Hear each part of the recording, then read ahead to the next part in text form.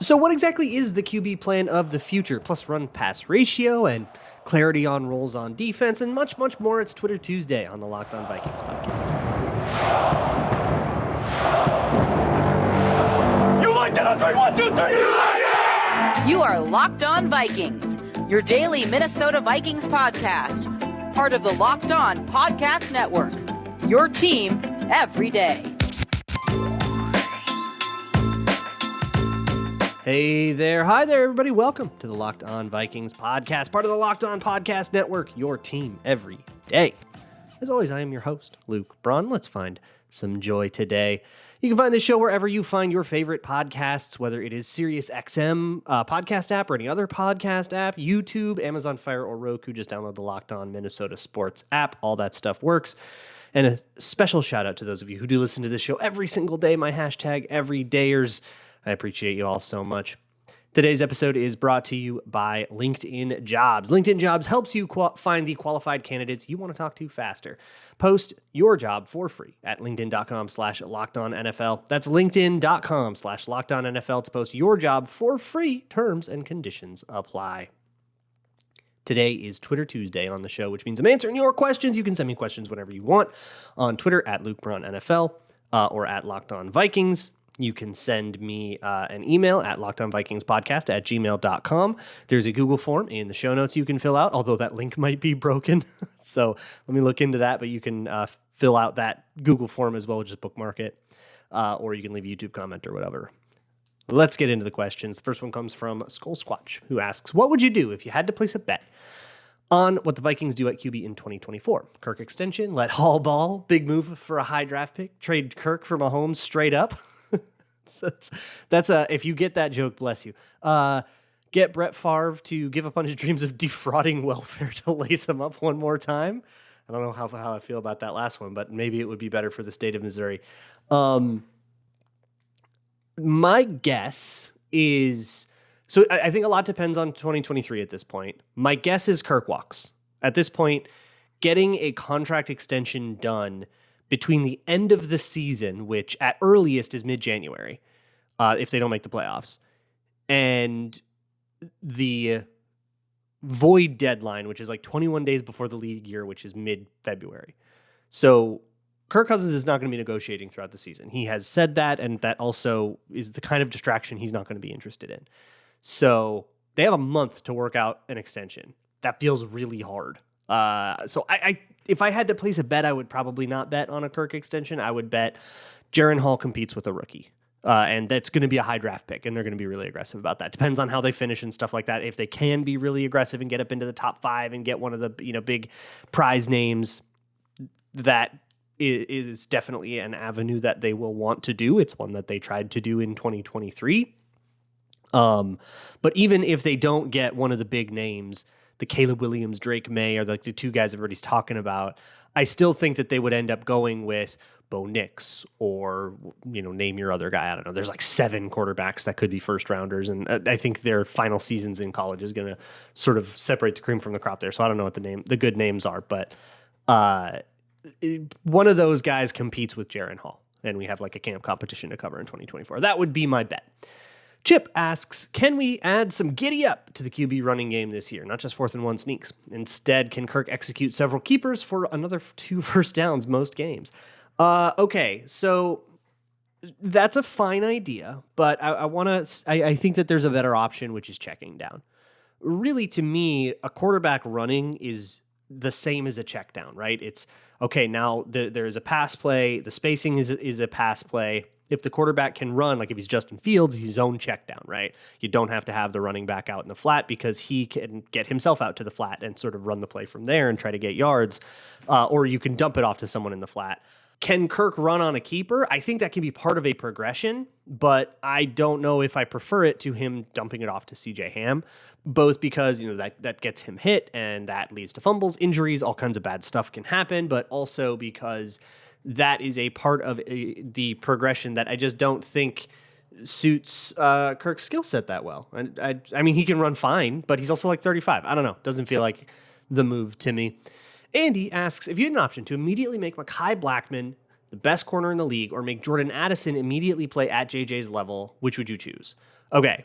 So best corner in the league or best wide receiver in the league, part 2, right? Because of course JJ is the best wide receiver in the league. We all agree on that, right? It's got to be Mekhi Blackmon. Here's the deal. For one, I already have a JJ, right? A second JJ would be awesome, but I already at least have one, so I feel at least okay there. The corner room is in a lot more need if for that reason, right? If you have the best corner in the league and then suddenly Byron Murphy is your second best corner, that is a way better room. So I am taking that and then taking my chances with Jordan Addison as a prospect that I like versus Mekhi Blackmon, a prospect that I don't exactly have the highest hopes for. He's somebody that was not my favorite pick of the Vikings draft. So if I could be that spectacularly wrong about him and then still have a shot, I'll take whatever I get with Addison versus Addison turning out great, which I already kind of think he might. And then we take whatever we get with Blackmon, which I don't feel good about. So it's definitely Blackmon for me.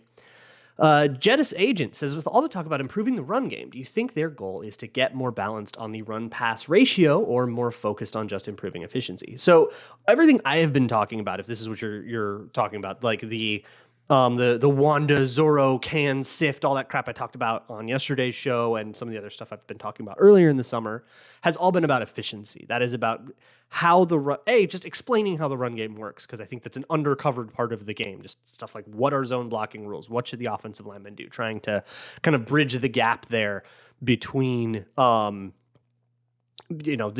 run pass ratio analysis and actual football as coaches and players and people who know the sport talk about it, trying to at least draw myself closer to that and drag y'all along with me.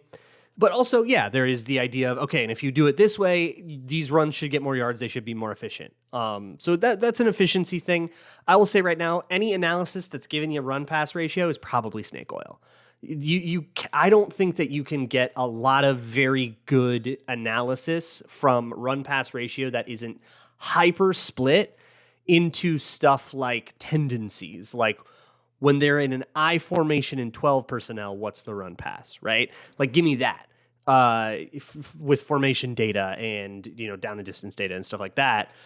That can be a useful thing that's what defenses will actually do scouting wise. But when you're talking about this team passed 70% of the time, which is better than that other team that passed 60% of the time, a lot of times there's so much context and noise in that. Maybe one team was leading a lot more, so they ran a lot more. Maybe one team had a quarterback injury and they wanted to protect their backup quarterback, so they ran a little bit more. And it's also 10% of run. I mean, that's like 6 plays, right?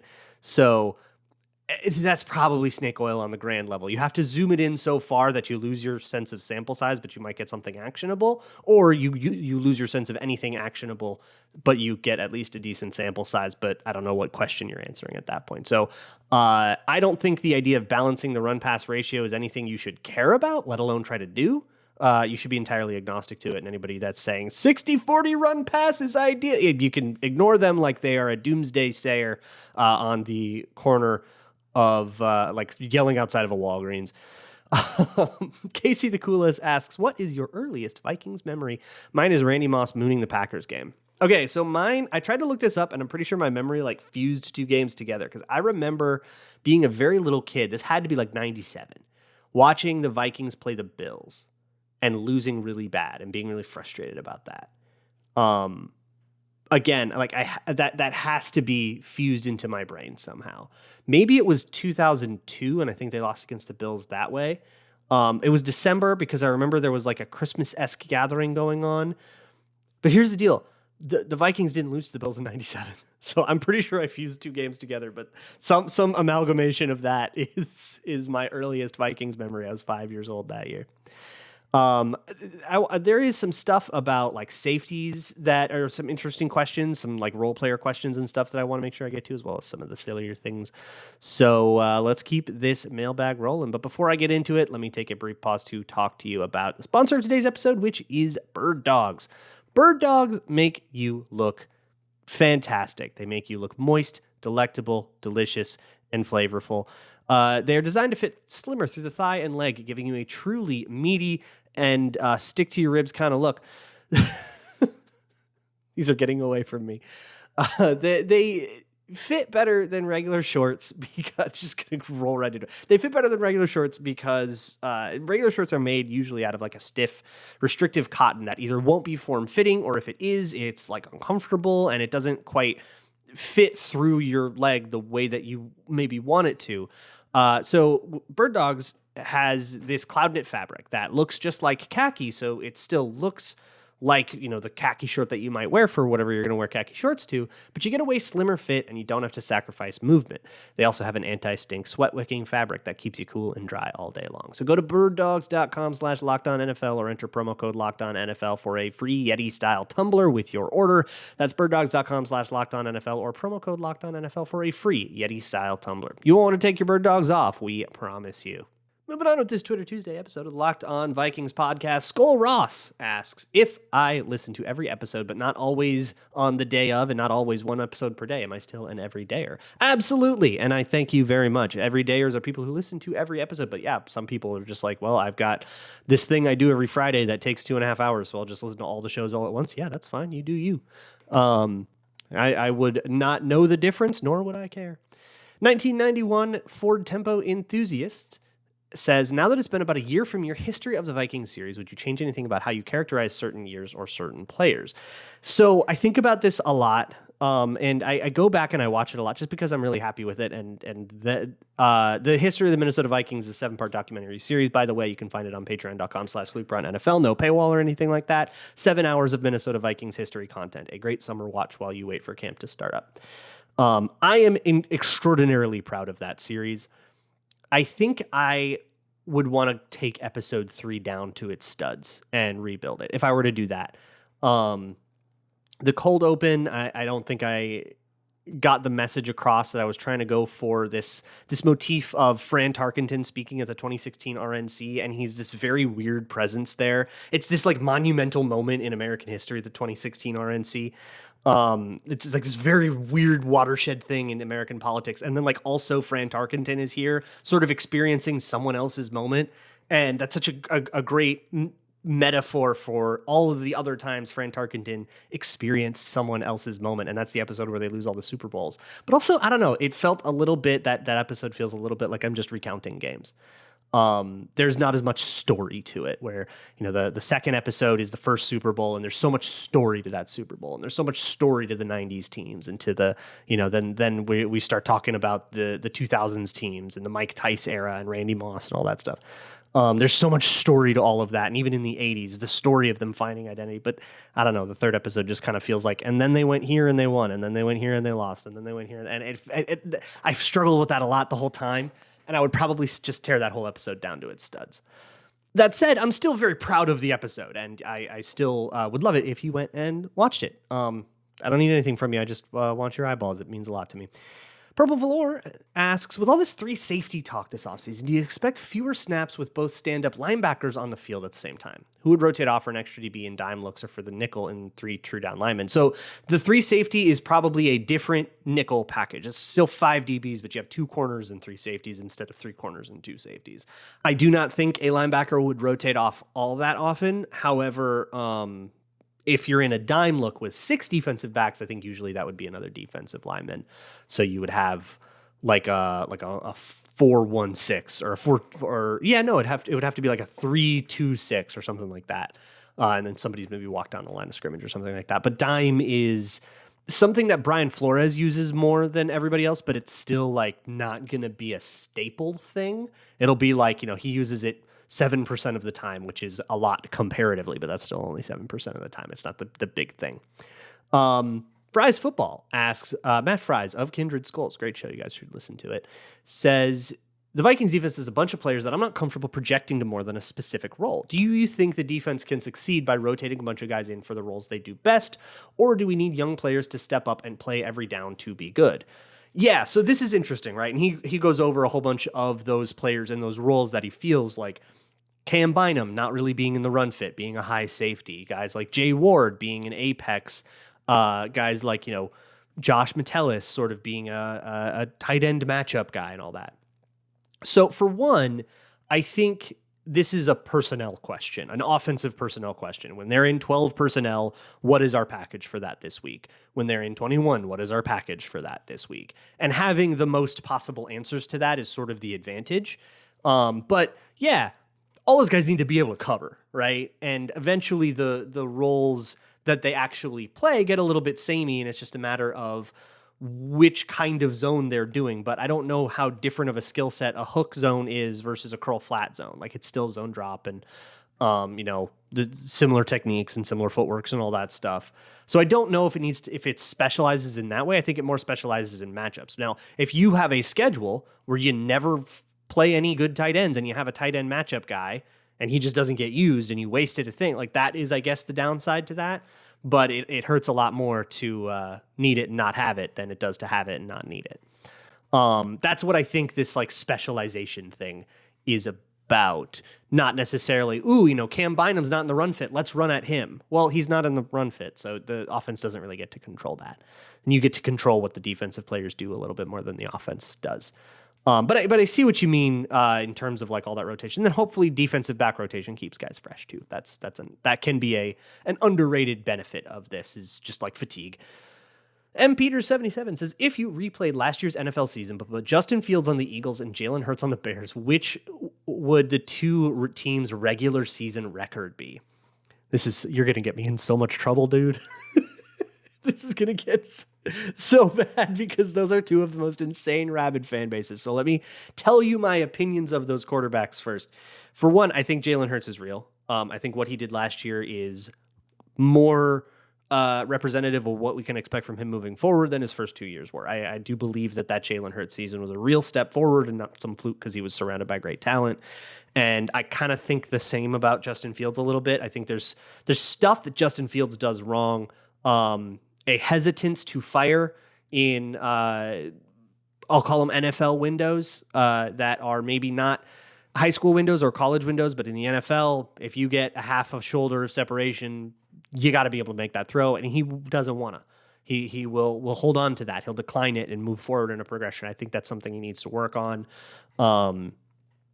And that leads to a whole bunch of other stuff, holding the ball too long, bailing out too often, the way that he influences pressure and the way he influences offensive. I think he has a negative effect on his offensive line. All that stuff makes what was already a bad roster look worse. That's how you end up with the number one overall pick. You have bad stuff all compounding and reinforcing each other, so you get the ultimate suck. Story of the 2022 Bears, the ultimate suck. So I think the team with Jalen Hurts, I trust better just because QB is king. But hey, a quarterback like Jalen Hurts, without all that Eagles stuff, I don't think it goes to the Super Bowl. If you gave him the dog trash Bears roster, I think you end up with like a 500 team. And then you put Justin Fields on that really good Eagles roster, they might be able to float him, but I think he makes that Eagles roster look worse. So I don't know if either of those teams are in the playoffs just because of how bad everything in Chicago is. Yannick Eckhart says, if you had to win one game in the NFC North, which QB you taking? This was a segment on like an ESPN show or something like that. And that's very funny wording, because if I had to choose a quarterback to win exactly one game in the NFC North, Justin Fields is 2-10 right now after 2 years. I have a whole bunch of other questions that I want to get to, and I want to make sure that there is time, but I also want to talk to you about LinkedIn. Look, it is hiring season. And a whole bunch of college grads are coming onto the workforce right now. You might be interested in some of them, but that's a lot of people with a lot of resumes. And if you just have this giant stack, this big old folder of submitted resumes, how do you get through all that? That is what LinkedIn Jobs is for. It is so important to get the right person for your culture and your company and your needs. It's all very unique and special to you, so there's no cookie cutters here. There's a lot of screening questions and ways to really get LinkedIn to understand what you need for your opening, and that is why small businesses rate LinkedIn Jobs number one in delivering quality hires versus leading competitors. Just go to linkedin.com/LockedOnNFL and you can post your job for free with the purple #hiring frame. Super easy to do that, very intuitive. And from there, you can use all of their simple tools to narrow things down. LinkedIn Jobs helps you find the qualified candidates you want to talk to faster. Post your job for free at linkedin.com/LockedOnNFL. That's linkedin.com/LockedOnNFL to post your job for free. Terms and conditions apply. Moving on with this Twitter Tuesday episode of the Locked On Vikings podcast. Next question comes from Informe Pupura, who asks, now that we are 1 month away from the first preseason game, what do you analyze in each of those games? And what should we pay attention to? So with the Vikings under O'Connell, I don't think you will ever see the starters in the preseason. So the idea of the preseason as this like sort of preview of how good the Vikings are, throw that idea out of your brain, that you're not going to get that expectation met. I don't think you'll ever see Kirk Cousins in the preseason. I don't think you'll ever see Justin Jefferson in the preseason, and other similar guys, Danielle Hunter, Harrison Smith, all those guys, assuming Danielle Hunter's even on the team by then. That is all, those guys are never going to play in the preseason. It is for roster bubble stuff. So if you're interested, like I am, in who makes the team, right? That intrigue of, we've got 5 receivers, but I got 6 that I could see making the roster. Who gets cut? If you're interested in that question, that's what the preseason is for. So you're looking for that, and you're looking for individual stuff.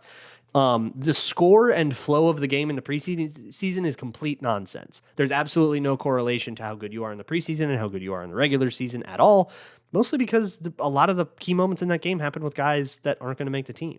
There's this sort of this like self-fulfilling thing to it of, if you are a player in the fourth quarter and you make a bad play and you lose your team the game, you're getting cut over that, and you're not going to have a lot of influence on the regular season for a team you no longer are employed by. That's how the preseason works.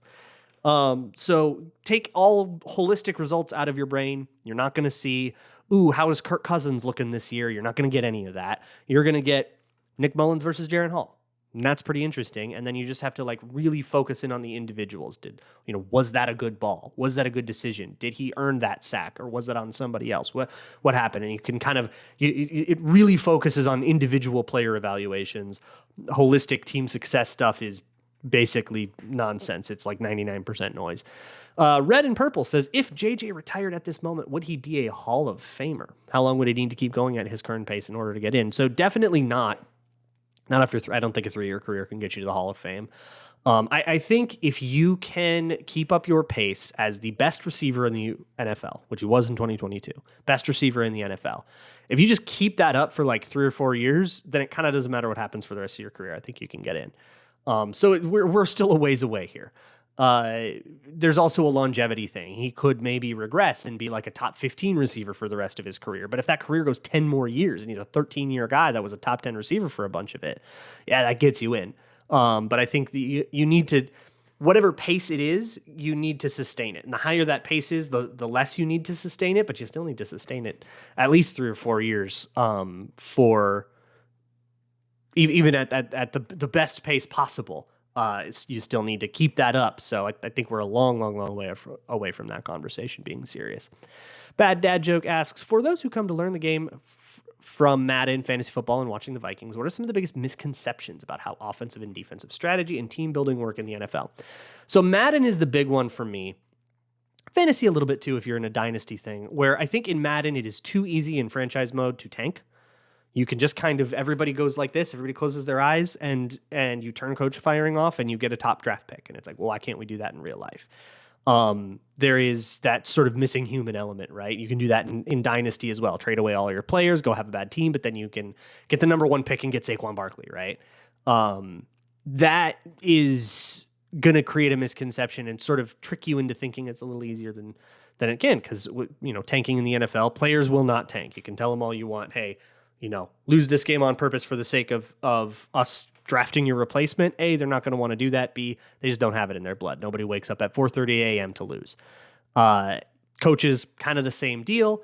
GMs, they can, I don't know if I would call it tanking, but they can purposely make their team worse in an effort to rebuild, but they have to make the team bad to do it, which means they have to dig themselves deeper in a hole, and whatever new resources you get because you tanked, you now have more that you have to accomplish with them. So I don't know if that's actually profitable. That's like a big misconception. I think you also get misconceptions about the simplicity of the game, especially like Madden defenses. They're simplified versions of real defenses, and there's a lot more reading and stuff going on versus there are AI exploits in Madden that I think can make you a little bit too excited about certain plays sometimes, and something to watch. Landon Renly asks, what Vikings draft pick eval were you the most right and wrong on? Uh-oh. Okay, so I thought about this a lot, and I think in the last like 2 or 3 years, my draft evals have gotten so wishy-washy. Like I will never say anymore, this player's good, and I think he's good. He's good, and this player's bad. It's, hey, I think this player is going to struggle unless he fixes these things. Even with like my most extreme takes, like Hendon Hooker, it's still like, hey, if he can get X, Y, and Z down, then we got a dude. And it's just a matter of how likely you think that is. Like the Christian Darrisaw take. I thought that he was a late first rounder. I think that proved to be an under-evaluation. But when I said that, I said, he's got this issue in college, this finishing issue, where he lets up early on plays, and sometimes the guy who was supposed to be blocking will play through the whistle and just get a hustle tackle, and that's on you. That's really bad. He's got to fix that. And if he doesn't fix that, this is not a good prospect. And if he does fix that, this is a phenomenal prospect, but we don't get to know which is which, so we just have to bump him down the board a little bit. Well, he fixed that immediately. Now he's a phenomenal prospect, but we didn't get to know that ahead of time, right? So I don't know if you would even say I was quote unquote wrong on Christian Darrisaw. I undervalued him, but I probably would go back and do that again, knowing what I knew. Or with a similar prospect coming out next year, I'll probably do this. I would do the same thing. Hey, this guy's a good prospect, but he's got this caveat, and we don't know if he's going to fix it. All that said, if you go all the way back to 2018, where all my takes were terrible, I hated the Brian O'Neill pick. That was a huge whiff. So I guess that was that. And that was back when I would say, yeah, this guy he's raw. And I was like, this tackle is just another raw athlete, and he's not going to work out. This sucks. He's just going to be another TJ Clemmings, I think was the take that I had back then, because we were still like fresh off the heels of TJ Clemmings, getting all excited about a hyper athlete who just sucked. I thought that was the same thing. Clearly, that was a very bad heuristic, right? Ooh, athletic tackles are all bad now because we had TJ Clemmings. Like, I'll never fall into that kind of trap again. That was a big lesson learned from Brian O'Neill. I'm trying to think of like a take that I was like super, super right on. I was very excited about Justin Jefferson. I don't think anybody was excited enough about Justin Jefferson. I don't think I will ever say, even if I like a pick, this guy will be the best receiver in the league. Like, that is not a take that I will ever be able to say in the draft. I'm just never going to be that confident, and I'm pretty happy with that. I think my assessment of day 2 as a disaster worked out pretty well in 2021. That was, Wyatt Davis, Kellen Mond, Patrick Jones, Chaz Surratt. And I was like, okay, these guys stink. I was a little higher on Wyatt Davis, and of course that turned out to be wrong. I was sort of neutral on Patrick Jones, which turned out to be fine. But Kellen Mond and Chaz Surratt, I was like, I don't think these dudes are NFL material. And it kind of turns out that they're not really NFL material. We'll see. I don't know. Maybe Kellen Mond beats out Deshaun Watson in Cleveland or something. Y'all can hold, your Mond ponders can hold on to that. Skull Actuary says, what types of injury lists are there in the summer? What are the rules? And when will teams designate players to be on them? So there is no injury list right now. You can do like the physically unable to perform list if somebody can't pass a physical. I think training camp, there's like the day before training camp is when everybody takes those. And if you can't pass a physical, then you're on the physically unable to perform list. If you get put on that list, I believe that becomes there's part of that list where you can like be on it, and then you can just be like taken on and off it whenever. There's also like if you go to injured reserve, that like ends your season at a certain point in the summer. We can go over the details of it in training camp, but right now no designations or communications need to be given. There could be a player on the Vikings right now, and this often happens, who is very hurt and we don't know about it yet. And we'll find out, in camp when they don't show up. So keep an eye on that stuff. Skull Bunch of Numbers says, besides for contract stuff, what training camp storylines can we expect that we should disregard? Well, contract storylines, I don't think you should disregard. I mean, that's that's one of the big things that happens behind the scenes at camp is now you're in the building and your agent is there while you practice. Your agent is there working on your contract stuff, right? So that stuff does tend to get a little bit more steam. Any stuff about starters, do they look good or do they look bad? Huge grain of salt. And if you are not data literate enough to, like if that's not your forte and you're not comfortable with like analyzing holistic data, you're probably best off ignoring it. I think in training camp, we very often get the one play everybody reacts too much to. Oh, look at this interception, and also don't like understand that training camp is zero sum. Guys are going to have good plays. Guys are going to have bad plays. And when you have a good play, somebody else has to have a bad play. When you have a bad play, somebody has to have a good play, right? And because you're all playing on the same team, it's like there's this very Rorschach glass half empty, glass half full thing to it, where, you know, if a quarterback throws an interception, you can either be the kind of guy that gets excited that there was an interception, the kind of guy that gets mad that the quarterback threw a bad throw, or the kind of guy that goes, fun play. That was cool. Okay. And understand that the actual camp evaluation is a holistic thing. Any singular data point or play is not, you shouldn't base any take off of that, like, ever. And then Magic School Bus says, will you be covering the the quarterback Netflix series, and give us your thoughts? I'll probably talk about it a little bit. I think that's going to be Kirk Cousins' Everyman series thing, because his story from Washington and all those notebooks and stuff is pretty well known. But I'll sort of make that, all right, we get to know Kirk Cousins a little better through the Netflix series, and we'll talk about him now, and that'll be the Everyman series entry, sort of a what did we learn about Kirk Cousins kind of deal. That'll maybe be later in the week whenever I finish it. So I will see you guys all tomorrow to talk about something. I don't know, but that's it for Twitter Tuesday. See y'all tomorrow, and as always, Skull.